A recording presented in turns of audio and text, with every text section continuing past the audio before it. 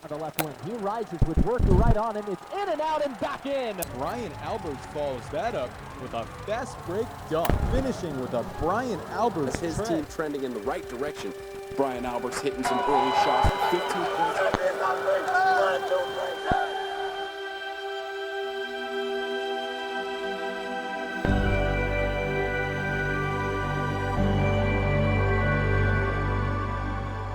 I'm Bryan Alberts, half American, half Dutch. Grew up in LA. And yeah, basketball is my life, my hobby, and it's taken me all over the world. And yeah, I'm really grateful for it.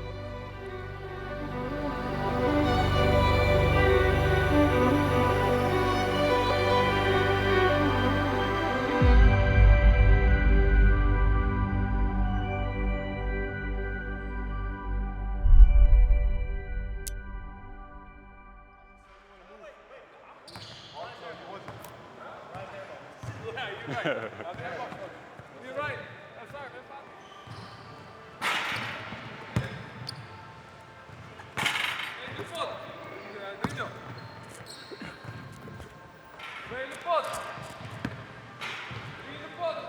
Come on, baby.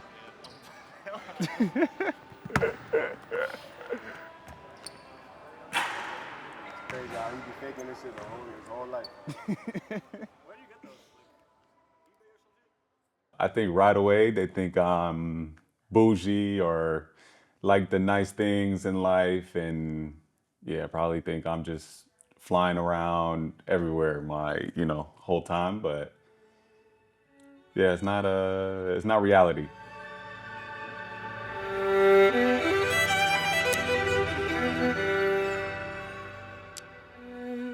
My life changed when I was 10 years old. I got extremely sick. My parents didn't know what was going on. I couldn't drink anything. I couldn't eat anything. And finally, they took me to the ER and they took one test on me. And yeah, the nurse right away says, yeah, he's gonna have diabetes for sure.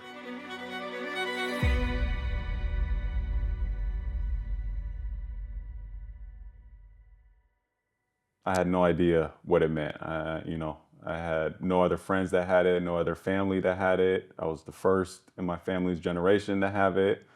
So I didn't know what to expect.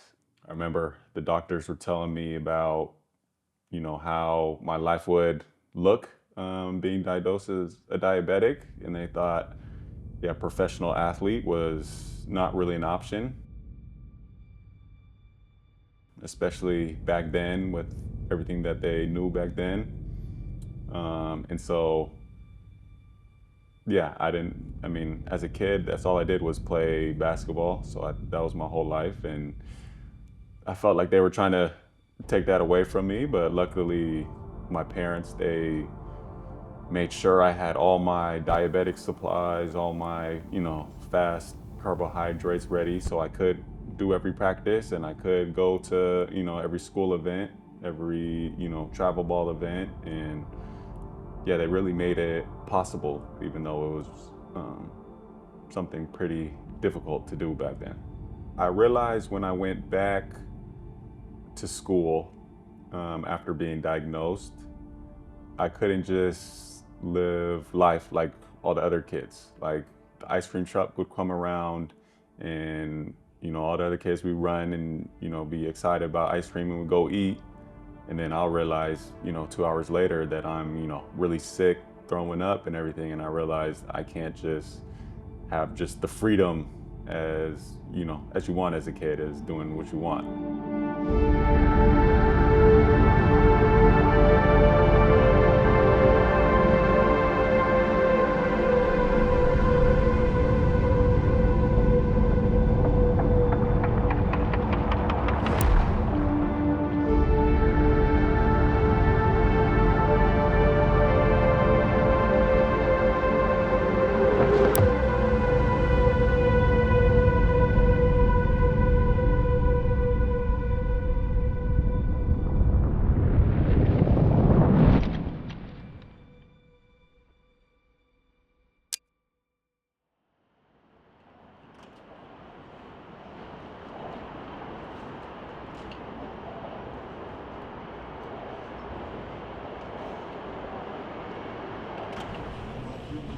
Yeah, maybe a little bit. So it's definitely No, it's mental. hard to relax. Yeah, it is. For me, it's really hard to relax. I think for a lot of people. Yeah. Yeah. But yeah. Me especially. You don't only want to like pet, right? Yeah. That would also not Yeah. be nice. Yeah. What do these tattoos actually mean? This is where I played in Norway, Cool. Didn't know you played. Iceland, Sweden. This is the date I was diagnosed with diabetes. Okay. Did you get this one before this one? Yeah, I got this one first. This was the first ever one I got. I was a youngin' and just walked into some random shop and Just got it. yeah. How was that for you to like to know that you had been diagnosed with it? Back when I was first diagnosed. Yeah. Yeah, I don't know. I feel like the reality of it didn't really hit me. At first, I was just, I was in the hospital for like 2 weeks and I didn't know what was going on. But then, then it was like, okay, why my mama always like every day on me about these shots and stuff. And then, it just became a habit after that. But it definitely was a learning curve.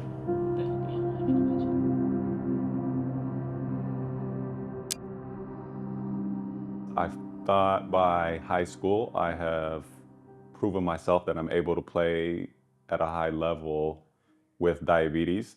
And I started getting, offers started rolling in and I started doing some visits. And I remember I went to, my dream school and I went there, we did a tour of the school, everything was great. I got along with the coaches. Then after that, they were talking with, me and my dad, and they were asking what I was doing, what I was testing, because I had to test my blood sugar after the scrimmage. We ended up telling them, I'm diabetic, but, hasn't really caused a problem. I've been able to do it and keep it under control and still play at a high level. But as soon as they heard that, you could tell their face changed and the mood all changed. So they thought I was going to be more of a liability than, what I could bring to the team. It was low-key a scary moment because I was like, I've worked my whole life to get this scholarship and go to this dream school. And to see it go away in a blink of a second without really any reason that I thought was actually valuable or that actually worked. It definitely hurt me. I thought like I wasn't gonna be able to go to any school now if they found out or anything. I thought, my dreams would be over. My whole life's work, everything that, I've spent and wanted to do was just gonna be gone in the wind, but for something I couldn't control. So that was, it's a weird feeling when your fate is not in like your hands,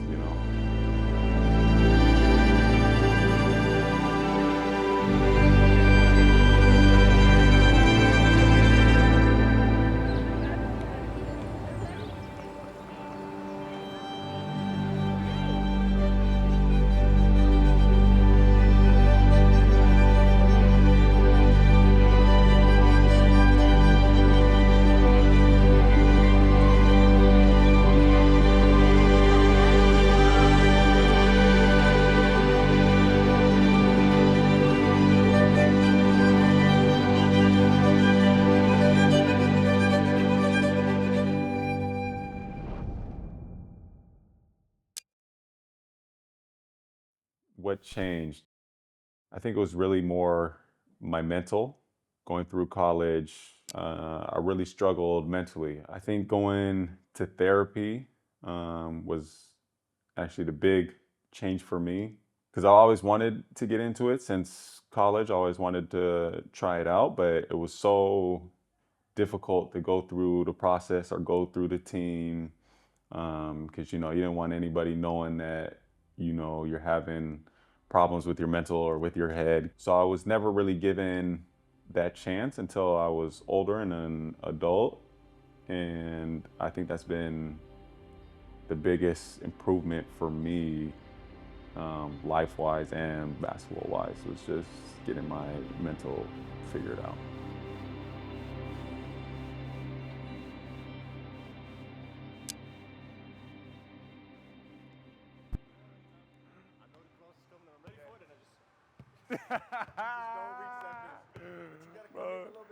There was one we.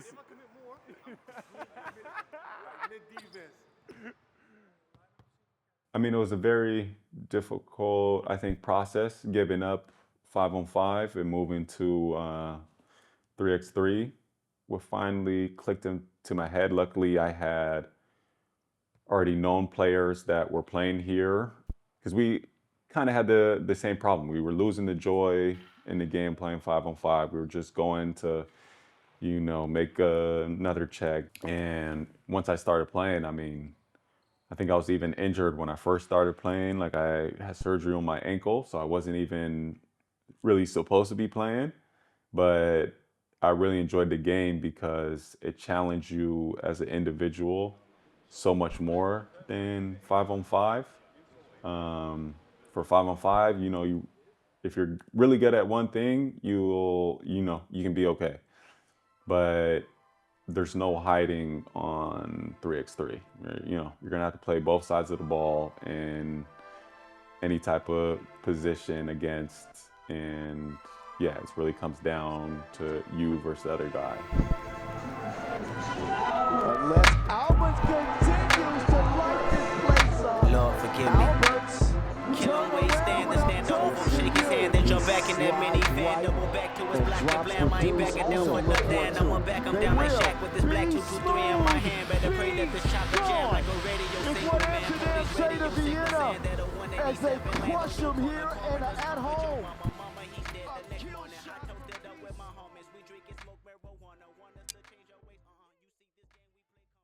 The Netherlands, I think, was always a goal of mine because I've made my mom's side of the family really proud, and they've seen me play in the States and everything. So it was really nice for me to really put on for my family here in the Netherlands.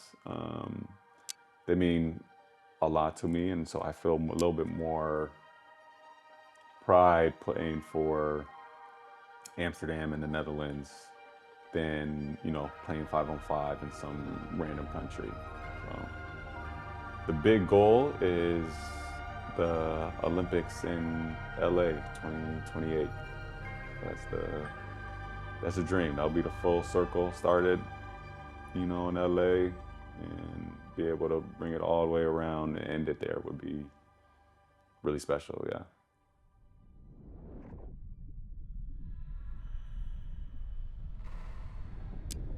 Hopefully, you know, one kid out there sees this and, you know, he doesn't stop believing in his dream of being an athlete. I would tell him basically just to keep going. I would tell him just take the next step. Like, if you're able to play the next game, if you're able to do the next practice, if you're able to take the next shot, don't worry about what's gonna happen in a year or 5 years from now. Just make sure you're doing everything that you can today to be in the best possibility for tomorrow.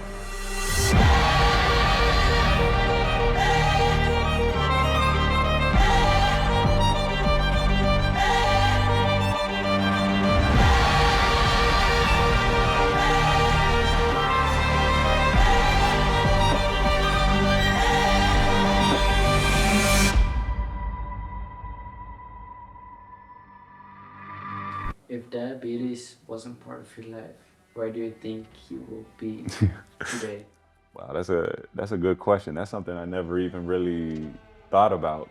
Because as long as I can remember, that's just been my life, you know.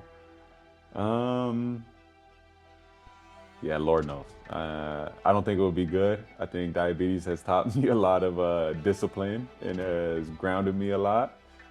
So yeah, who knows where I would be, yo, because I would be a problem for real. So nah, so I'm still thankful that I ended up having diabetes at the end of the day.